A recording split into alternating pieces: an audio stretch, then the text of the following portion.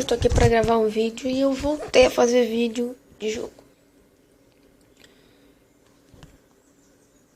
Aqui eu vou jogar Twist, né, se funcionasse.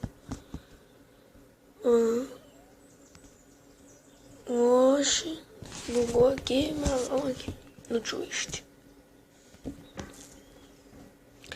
Que é da Ketchup, como vocês podem perceber, eu vou gravar um especial hoje com 3 jogos maneirinhos. Tá travado.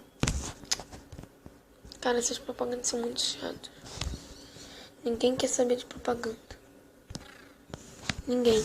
Eu tenho que bater meu recorde, que é 12. Jogo muito difícil.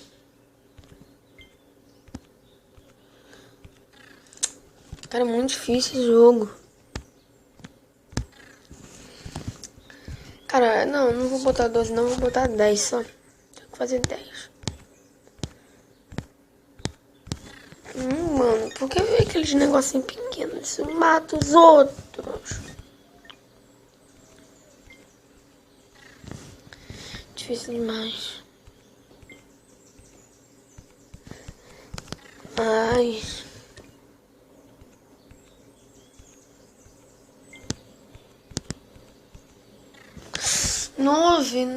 Nossa. Propaganda. Caraca. Meu Deus.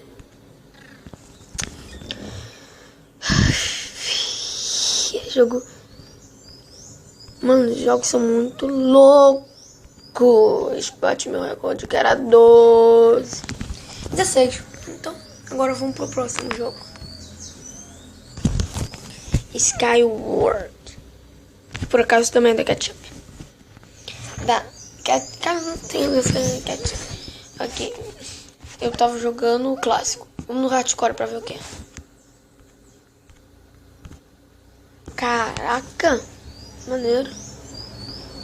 O negócio se move, velho.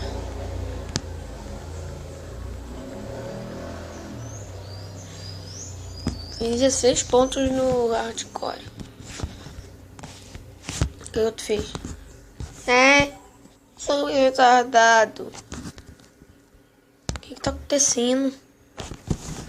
O que tá acontecendo? Bota aqui no Skyward. Não sei o que aconteceu. Sei que não foi interessante. Quero ser melhor no hardcore do que no clássico.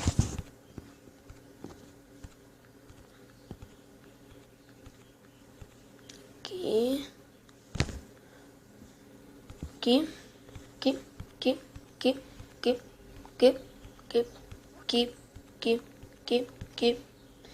25 pontos.